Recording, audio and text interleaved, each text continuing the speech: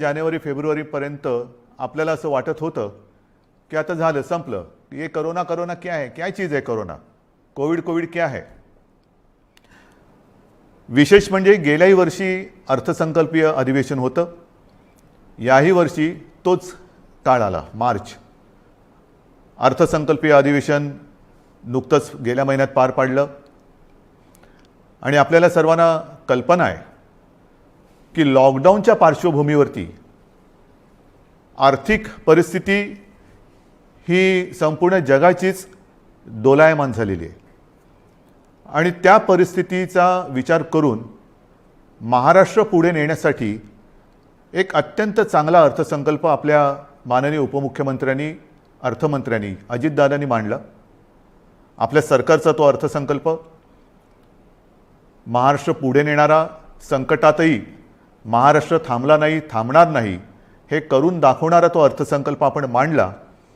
आणि त्याच्यानंतर जे काय झालं म्हणजे काल परवाकडे होळी धुलीवंदन सगळं पार पडलं, पण तिथपासूनच आपल्या राज्यात शिमग्याला सुरुवात झाली। असो, त्या शिमग्याबद्दल मी काय बोलणार नाही, त्याला सुद्धा मी जेव्हा उत्तर द्यायचं तेव्हा मी जरूर देईन। तो विषय आजचा नाही आहे। आजचा विषय आहे तो कोरोनाची परिस्थिती ही नेमकी काय, आपण काय करणार आहोत। मध्ये मध्ये मी आपल्याला सातत्याने सांगत आलेलो आहे की जर ही परिस्थिती अशीच राहिली तर आपल्याला परत एकदा लॉकडाऊन करावा लागेल की काय, अशी एक शक्यता मी बोलून दाखवली होती। ही शक्यता आजही पूर्णपणे टळलेली नाही आहे।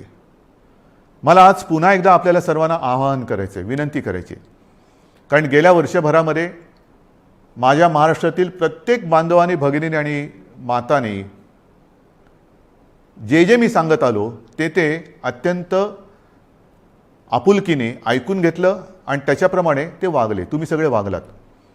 यात सर्व धार्मिक नेते आले, सर्व धर्मीय आले, सर्व राजकीय पक्ष आले, त्यांचे कार्यकर्ते आले।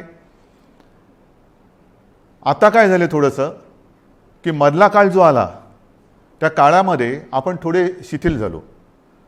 आपण शस्त्र टाकली की काय अशी एक साधारणतः परिस्थिती निर्माण झाली।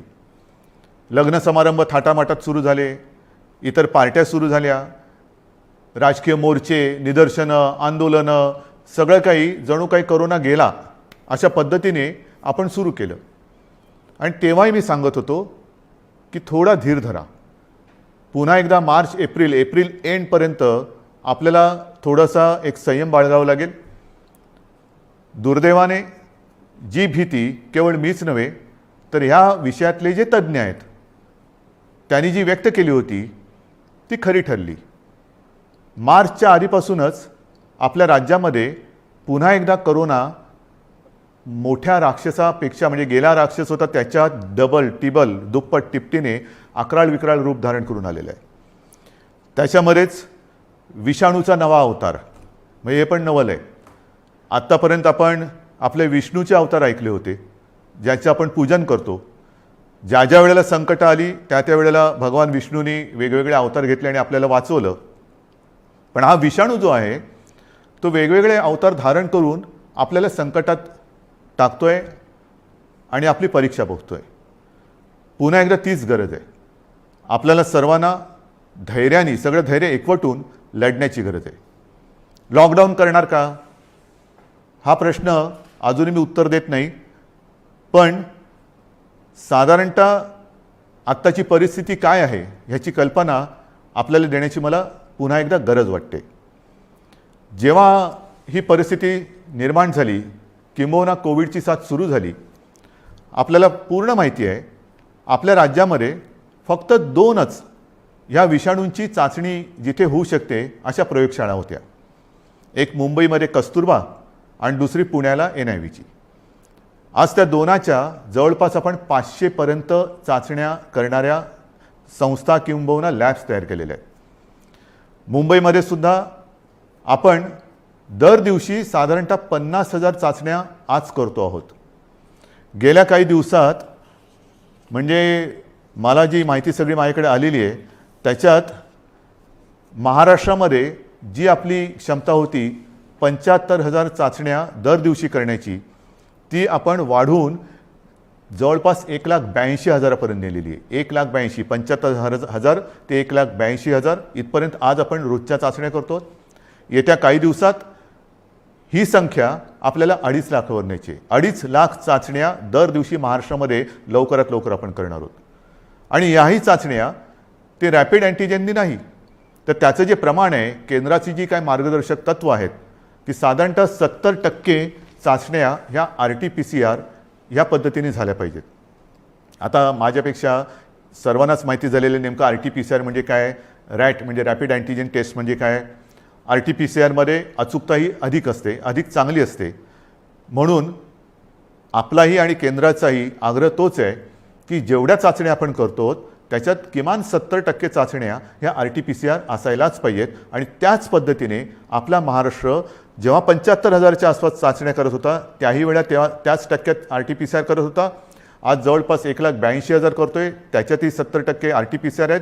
उद्या 2.5 लाख झाल्यानंतर 3 लाख झाल्यानंतर सुद्धा आपण ह्या चाचण्या RT-PCRच अधिक ठेवणार आहोत. म्हणजेच काय की आपण कुठेही दर्जाची तडजोड करत नाही आहोत, अजिबात करत नाही आहोत आणि करणार नाही. एक तर पहिली गोष्ट अशी आहे की काहीही आपण लपवत नाही आणि लपवणार नाही. एक सुद्धा रुग्ण आपण लपवलेला नाही आणि लपवत नाही आहे. आणि म्हणून जी महाराष्ट्रातली जी परिस्थिती आहे ती सगळ्यांना जरी धक्कादायक वाटत असली तरी आपण सत्य काय आहे हे लोकांसमोर अगदी जसंच्या तसं ठेवतो आहोत. मग काही जण मला म्हणतात की इतर राज्यांमध्ये बघा, बिहारमध्ये निवडणुका झाल्या, बंगालमध्ये चालू आहेत, आणखीन इकडे झालं, आणखीन तिकडे झालं, मग तिकडे वाढ नाही, तुमच्याकडे का. मला त्याच्याबद्दल बोलायचं नाही आहे, अजिबात बोलायचं नाही आहे. मला माझा महाराष्ट्र प्यारा आहे, मला माझी जनता ही प्यारी आहे. त्यांची जबाबदारी ही आज माझ्यावरती असल्यामुळे ती जबाबदारी मी आधीच बोललेलो आहे की मला कोणी विलन ठरवला तरी देखील मी ती पार पाडणारच, ते माझं कर्तव्य आहे. म्हणून तुम्ही घाबरून जाण्यासारखं काही नाही आहे. पण जशी ही टेस्टची संख्या मी तुम्हाला सांगितली त्याचप्रमाणे आपल्याकडे कोविड येण्याच्या आधी जेवढे काही बेड संपूर्ण महाराष्ट्रामध्ये होते त्याची संख्या काही हजारामध्ये होती, म्हणजे 10,000 सुद्धा नसेल कदाचित. कारण आधी आपण कधी कल्पनाच केली नव्हती की असं काहीतरी आकस्मिक संकट येईल आणि आपली त्रेधा तिरपीट उडेल. गेला मार्च महिन्यात तुम्हाला आठवतोय बेड्स मिळत नव्हते, हॉस्पिटल्स मिळत नव्हते, उपचार मिळत नव्हते. मग सगळे हॉस्पिटल्स ओव्हरफ्लो व्हायला लागली होती, ॲम्ब्युलन्स मिळत नव्हते. ह्या सगळ्या गोष्टी लक्षात घेतल्यानंतर आपण बेड्सची संख्या वाढवायला लागलो. महाराष्ट्र हे देशातलं पहिलं कदाचित एकमेव राज्य असेल की ज्याने अगदी फील्ड हॉस्पिटल्स उभारली लष्कराच्या धर्तीवरती. जसं लष्कर काम करतं तसं आपल्या महाराष्ट्राच्या यंत्रणेने काम केलं, आजही करते. जम्बो कोविड केअर सेंटर्स उभारली आणि काही हजारात म्हणजे 8-10 ज्या काही रुग्णशय्या होत्या त्याची संख्या आपण जवळपास 4.25 लाखापर्यंत नेली, सगळ्या काही मिळून. म्हणजे त्याच्यामध्ये इतर कोविडशिवाय असलेले beds, oxygen beds, ICU beds, विलगीकरणाचे बेड्स, डायलिसिसचे बेड्स असे मिळून साधारणतः 4.25 लाखापर्यंत ही सुविधा आपण वाढवली. ही मोठी आपली एक अचिव्हमेंट होती. आणि तेव्हाही मी म्हटलं होतं की लॉकडाऊनचा उपयोग हा संसर्ग थांबवण्यासाठी आहे आणि त्याच वेळेला आपल्या आरोग्य सुविधा वाढवण्यासाठी आहे. मग आता एवढीही रुग्णशय्या वाढवल्यानंतरही मी परत तुमच्याशी का काळजीने बोलतोय ह्याचं कारण आजचं चित्र मी तुम्हाला सांगतोय. पहिली गोष्ट अशी की साधारणतः रुग्ण वाढ ही किती होते, किती झपाट्याने होते त्याची थोडीशी मी तुम्हाला कल्पना देतो. आपल्याला माहिती आहे की जानेवारीच्या शेवटाला आणि फेब्रुवारीच्या सुरुवातीला फक्त मुंबईपुरतं बोलायचं झालं तर मुंबईमध्ये 300-350 रुग्ण हे दर दिवशी आपल्याला सापडत होते. आज ती संख्या 8,500वरती गेलेली एका महिन्याच्या कालावधीत. ही फक्त मुंबईची परिस्थिती आहे. महाराष्ट्राची परिस्थिती बघितली तर 17 सप्टेंबर 2020 म्हणजे तेव्हा जरा सगळं जास्त होतं, तेव्हा 3 लाख सक्रिय रुग्ण होते. 1 एप्रिलला आणखीन त्याच्यामध्ये भर पडलेली आहे. 17 सप्टेंबरला साधारणतः 31,000 मृत्यू झाले होते, 31,351. आता 54,900च्या आसपास झालेले आहेत. त्यावेळेला एका दिवशी आढळलेले रुग्ण हे 24,619 होते 17 सप्टेंबरला. आता 1 एप्रिलला एका दिवशी साधारणतः 43,183 रुग्ण आढळलेले आहेत. आज 2 तारीख. आज कदाचित 45,000चा आकडा आपण गाठू किंवा पार करू. कोणत्या दिशेने चाललेलो होतो आपण बघा. आणि याच वेगाने जर का ही रुग्णवाढ होत राहिली तर मी जे तुम्हाला सांगितलं त्याच्यात मी बेड्सची तुम्हाला कल्पना देतो. साधारणतः विलगीकरणच्या ज्या बेड्स आहेत त्या 2,20,000 आहेत महाराष्ट्रामध्ये. आत्ताच त्या 1,37,549 भरलेले आहेत. म्हणजे 62% हे बेड्स भरले गेलेत. ICUचे बेड्स हे 20,519 आहेत. ते जवळपास 48% आज भरलेले आहेत. ऑक्सिजनचे बेड्स आहेत ते सुद्धा 62,000च्या आसपास आहेत. ते 25%च्या आसपास आज भरलेले आहेत. व्हेंटिलेटर्स 9,347 ते पण 25% जवळपास आज वापरात आहेत. ही परिस्थिती फार चिंताजनक आहे. आणि म्हणून मी आज आपल्याशी संवाद साधायला आलो की ही परिस्थिती अशीच राहिली तर आणखीन 15-20 दिवसामध्ये आपल्याला ह्या सगळ्या सुविधा ज्या आहेत त्या अपुऱ्या पडायला लागतील. मग काही जण म्हणतील सुविधा वाढवत का नाही? वाढवतो ना. मी आदेश दिलेले आहेत की जिथे जिथे आवश्यक आहे आवश्यकतेनुसार या सुविधा वाढवा.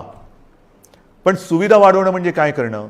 बेड्स वाढवणं आलं, व्हेंटिलेटर्स मिळतील, ऑक्सिजनचा साठासुद्धा आज आपल्याकडे फार मर्यादित आहे, तोही वाढवण्याचा आपला प्रयत्न सुरू आहे. औषधांचा साठा आपण घेऊ शकतो. परंतु बेड्स वाढले, व्हेंटिलेटर्स वाढले, ICUचे बेड्स वाढले तरी डॉक्टर्स कसे वाढणार? नर्सेस कशा वाढणार? आरोग्य कर्मचारी कुठून आणायचे? हा विचार फार महत्त्वाचा आहे. आणि इकडेच खरा चिंतेचा विषय आहे. गेले वर्षभर ही संपूर्ण आपली यंत्रणा, मग त्याच्यात डॉक्टर्स आहेत, नर्सेस आहेत, आरोग्य कर्मचारी आहेत, पोलीस आहेत, आशा अंगणवाडी सेविका आहेत, महसूल यंत्रणेचे काही कर्मचारी आहेत, यांच्यापैकी बऱ्याच जणांना कोविडने गाठलेलं आहे. आजारातनं ते बरे झालेले आहेत. साधारणतः या विषाणूचं एक विचित्र वैशिष्ट्य असं आहे की एकदा त्यांनी कोणाला ग्रासलं की बरं झाल्यानंतर सुद्धा काही काळ हा थकवा राहतो, धाप लागते, थकवा येतो, थोडंसं अंगातली सगळी शक्ती गेल्यासारखी वाटते. मग डॉक्टर सांगतात आता तुम्ही निगेटिव्ह झालेला आहात परंतु आराम करा. पण ही जी यंत्रणा आहे ती यंत्रणा आपल्यासारखीच माणसांची आहेत, आपल्यासारखीच रक्तामासाची हाडाची आपली माणसं आहेत, आपलेच बांधव आहेत, आपल्याच भगिनी आहेत.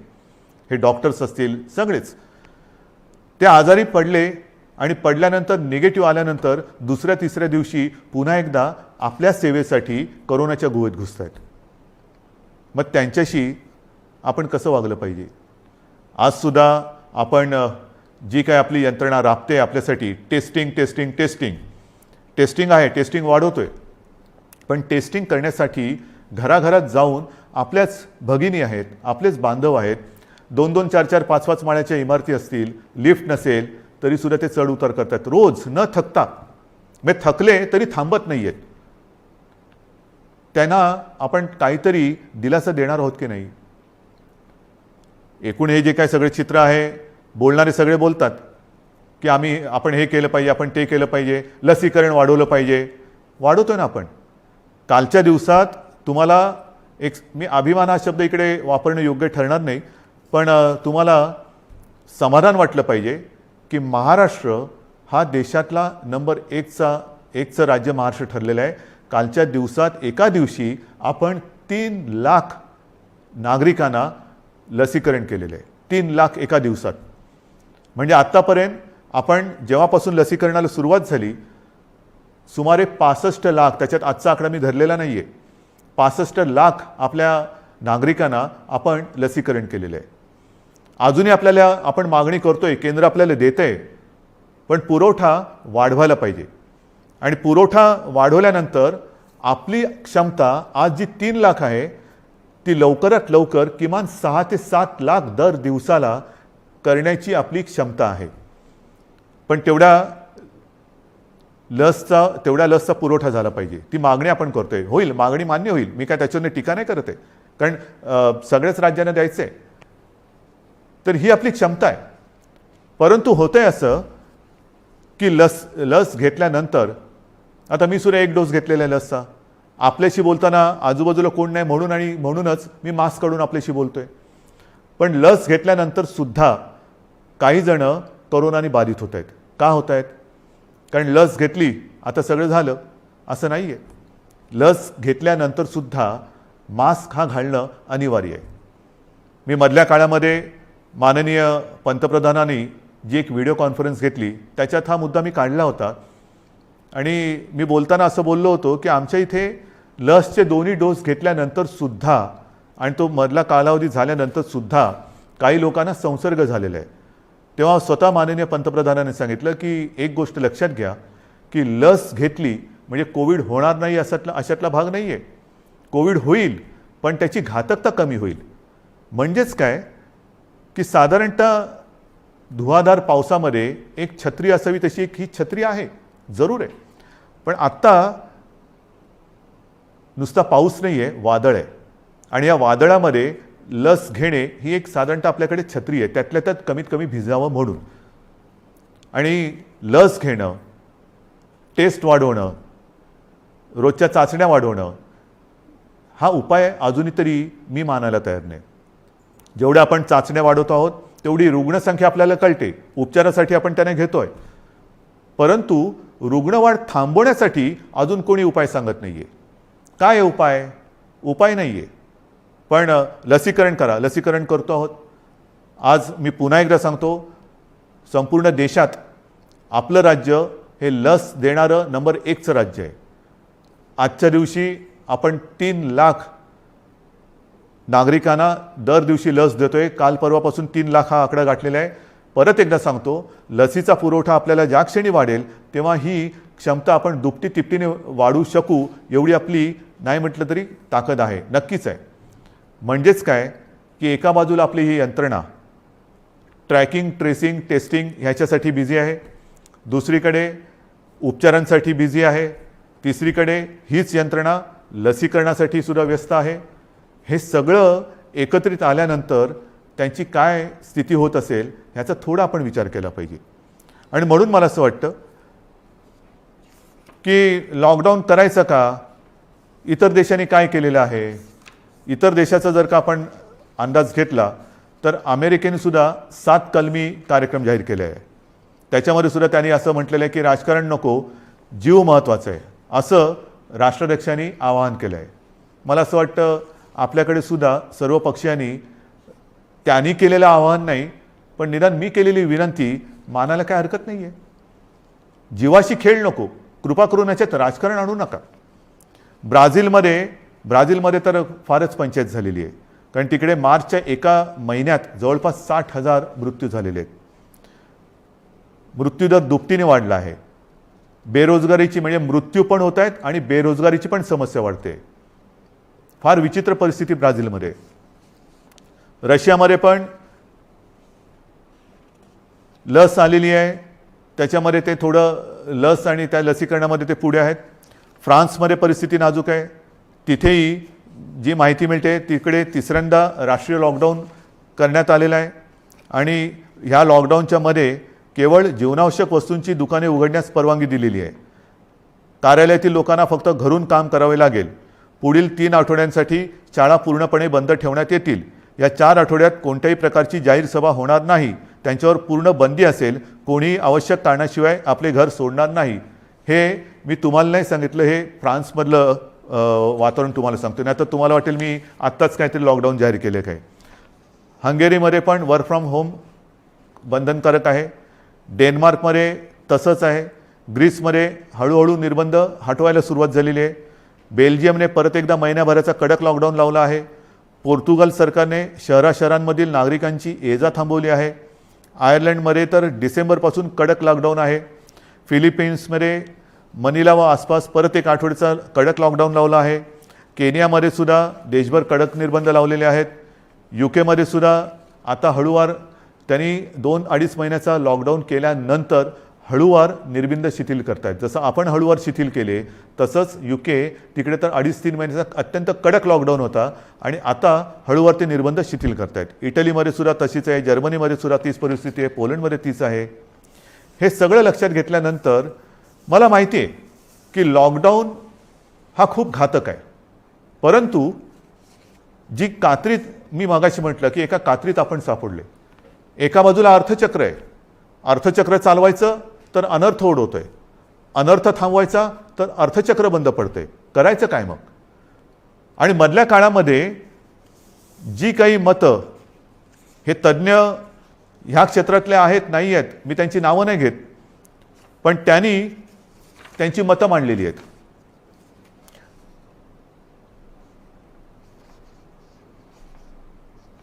सर्वसामान्यांना त्रास होईल अशी लॉकडाऊनची भूमिका, मी पक्षाचं नाव घेत नाही कारण मला राजकारण आणायचं नाही, आम्ही खपवून घेणार नाही. तुम्हाला आलेला झटका म्हणजे नियम नको. महाराष्ट्रामध्ये कोरोनाचं नाटक पुन्हा सुरू झालेलं आहे. कोरोनाच्या संसर्गाला लॉकडाऊन हा पर्याय नाही. आम्ही लॉकडाऊनला जोरदार विरोध करू, रस्त्यावरती उतरू. हिटलरसारखं वागू नका. सर्वसामान्य जनतेला लॉकडाऊन परवडणारा नाही. जनता आधीच लॉकडाऊनला कंटाळली आहे, त्यामुळे राज्यात लॉकडाऊन लावणे हा पर्याय नव्हे. लॉकडाऊन हा अंतिम पर्याय होऊ शकत नाही. लॉकडाऊन लावायचं असेल तर आधी रोजगाराचे पैसे 5,000 रुपये का काय ते थेट खात्यात जमा करा. एका उद्योगपतीने सांगितले की लॉकडाऊन लावण्याच्या ऐवजी आरोग्य सुविधा वाढवा. आता आरोग्य सुविधा मी तुम्हाला सांगितली काय परिस्थिती आहे. गेल्या वर्षभरात आपण एवढी आरोग्य सुविधा वाढवली, अजूनही वाढवतो आहे. पण मुद्दा असा येतो की हे जे काही आपल्याला सल्ले देत आहेत त्यांना मी सांगू इच्छितो हात जोडून, उद्योगपतींना सांगतो, म्हणजे त्या ज्यांनी सांगले सगळ्या उद्योगपतींबद्दल नाही, की आरोग्य व्यवस्था वाढवतो मी, बेड्स वाढवतो, सगळं वाढवतो, पण कृपा करून रोज मला किमान 50 डॉक्टर्स, नर्सेस, आरोग्य कर्मचारी यांचा महाराष्ट्रभर पुरवठा होईल अशी काहीतरी सोय करा. कारण नुसतं फर्निचरचं दुकान म्हणजे आरोग्य सुविधा नाही आहेत.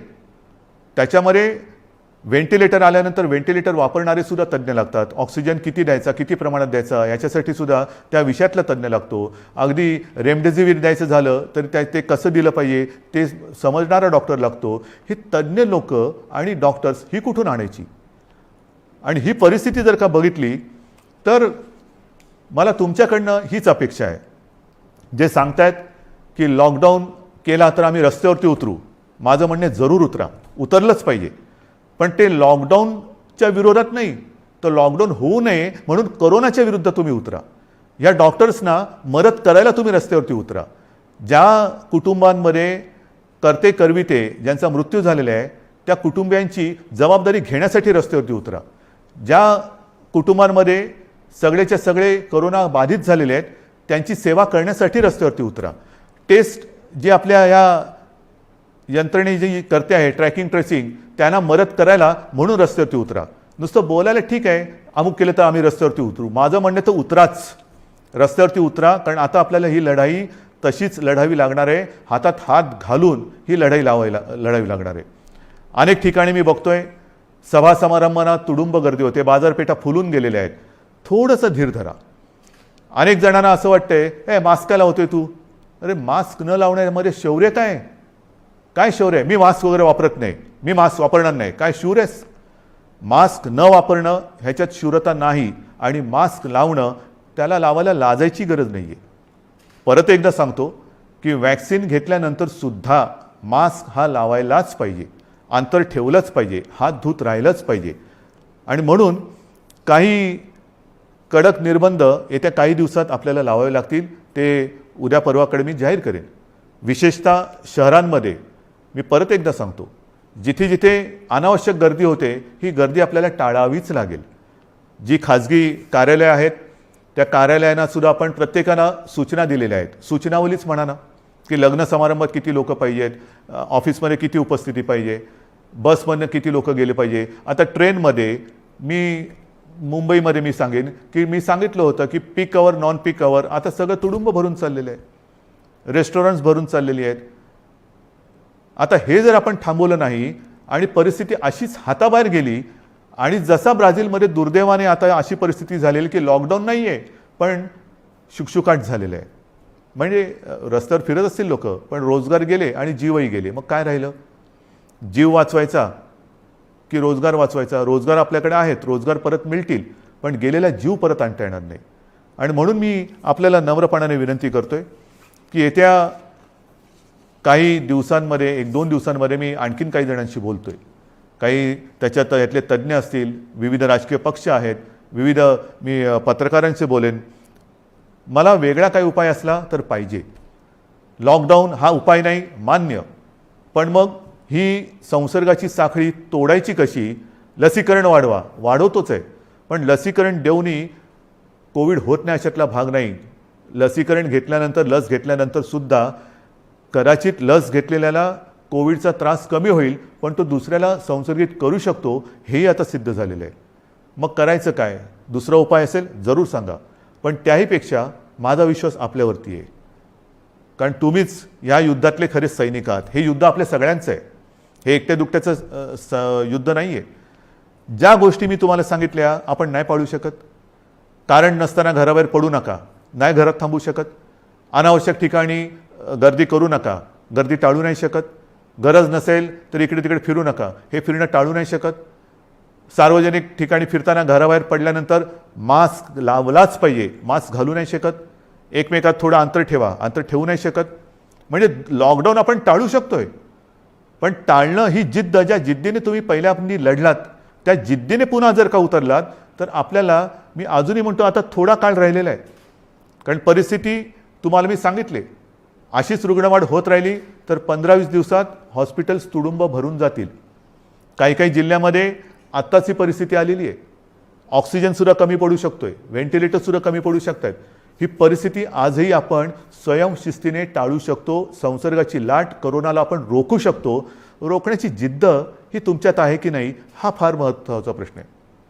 सरकार लॉकडाऊन करणार की नाही यापेक्षा प्रत्येकाने ठरवलं पाहिजे की मी कोरोनाला हरवणार की नाही, मी कोरोनाला रोखणार की नाही. हे जर का तुम्ही प्रत्येकाने ठरवलं, होय मी रोखणारच. कारण आपण गेले वर्षभर माझे कुटुंब माझी जबाबदारी असेल, आता पुन्हा मी प्रत्येकाला सांगितले की मी जबाबदार, माझा मास्क माझी सुरक्षा. ह्या सगळ्या ज्या काही गोष्टी आहेत, नवीन ह्याच्यात काहीही नाही. जे पहिल्या दिवशी होतं ते आजही आहे. फक्त थोडंसं काय झालं आहे की सुरुवातीला जी एक कोरोनाची दहशत होती ती दहशत गेली, आपण गाफील झालो आणि कोरोनाने बरोबर आपल्याला गाठलं. अजूनही कोरोनाने आपल्यावरती मात केलेली नाही, मी त्याला करू देणार नाही, अजिबात नाही. मात आपणच त्याच्यावरती करायची आहे. पण ही मात करताना जर आपण घट्ट उभे राहिलो सगळ्या जणांनी, संपूर्ण सगळ्या राजकीय पक्षाने, मी पुन्हा एकदा हात जोडून विनंती करतो आहे की कृपा करा, जनतेच्या जीवाशी खेळ होईल असं राजकारण करू नका. जे सरकार पावलं उचलतं आहे ते जनतेच्या हितासाठी उचलते. अर्थचक्रही फिरवायचं आहे, गरिबाची रोजीरोटीही वाचवायची आहे, पण त्याचबरोबरीने सगळ्यात आधी आपल्याला त्यांची जीव वाचवायची आहे. म्हणून जीवाला पहिलं महत्त्व द्यायचं आहे आणि त्याच्यानंतर मग बाकीच्या ज्या काही गोष्टी आहेत त्या आपल्या हातातल्या आहेत त्या आपण करू शकतो. म्हणून आजसुद्धा मी पूर्ण लॉकडाऊनचा इशारा देतो आहे, लॉकडाऊन जाहीर करत नाही आहे. पण 1-2 दिवसामध्ये जर का दृश्य स्वरूपामध्ये ह्या गोष्टी आढळल्या नाहीत आणि दुसरा उपाय जर मी आता पुढच्या 1-2 दिवसांत ज्यांच्याबरोबर बैठका घेतोय त्यांच्याकडनं आला नाही तर मग मात्र आहे ती परिस्थिती अशीच्या अशी स्वीकारा, जे मला नाही जमणार. माझ्या डोळ्या देखत हे मी बघणार नाही आणि आपणही नाही बघायचं आहे. तर ती परिस्थिती रोखायला जगामध्ये जे करतायत, पहिला लॉकडाऊन दुसरा लॉकडाऊन, कारण लाटेमागून लाटा येतात. पहिली लाट आली, दुसरी लाट आली, तिसरी लाट आली. काय होतं आहे, एक लाट येऊन गेली, लॉकडाऊन होतो, सगळं शिथिल होतं, शिथिल झालं की दुसरी लाट येते. म्हणून आत्तापासून आपण ठरवलं पाहिजे की ही लाट तर मी रोखेनच आणि पुढची लाट तर मी येऊच देणार नाही. मला असं वाटतं, माझा आपल्यावरती विश्वास आहे, आपलाही माझ्यावरती विश्वास आहे. मध्ये काही जण भेटले होते आणि मला म्हणाले की अहो तुम्ही टी व्हीवर आले का लोक घाबरतात. म्हटलं मला नाही वाटत असं, कारण मी तुमच्या कुटुंबातला एक आहे, तुम्ही मला कुटुंबीय मानलेलं आहात आणि माझे कुटुंब माझी जबाबदारी, म्हणजे माझे कुटुंब तुम्ही आहात आणि तुमची जबाबदारी ही मी घेतल्यानंतर मला टीकेची पर्वा नाही. जे तुमच्या हिताचं असेल ते मी करणार आणि करेन. पुन्हा एकच सांगतो की सरकार यंत्रणेच्या बाबतीत कुठेही कमी पडलेलं नाही, पडू देणार नाही. सरकार खंबीर आहे, सरकार ठाम आहे.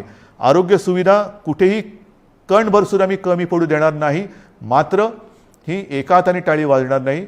2 हात जेव्हा एका हातात हात घालून आपण काम करू तर आणि तरच यश मिळेल. आणि मला आपल्या सहकार्याची अपेक्षा आहे, सर्व राजकीय पक्षांकडनं अपेक्षा आहे, सर्व धर्मियांकडनं अपेक्षा आहे. पुन्हा एकदा आपल्या उत्सवांवरती, सणांवरती बंधनं आणावी लागतील. जसं गेल्या वर्षी आपण सहकार्य केलं तसंच पुन्हा एकदा हे सहकार्य कराल अशी आशा नाही, असा विश्वास व्यक्त करतो आणि ही लढाई पुन्हा एकदा लढण्यासाठी आणि जिंकण्यासाठी सिद्ध व्हा एवढ्याच शुभेच्छा देतो. जय हिंद, जय महाराष्ट्र.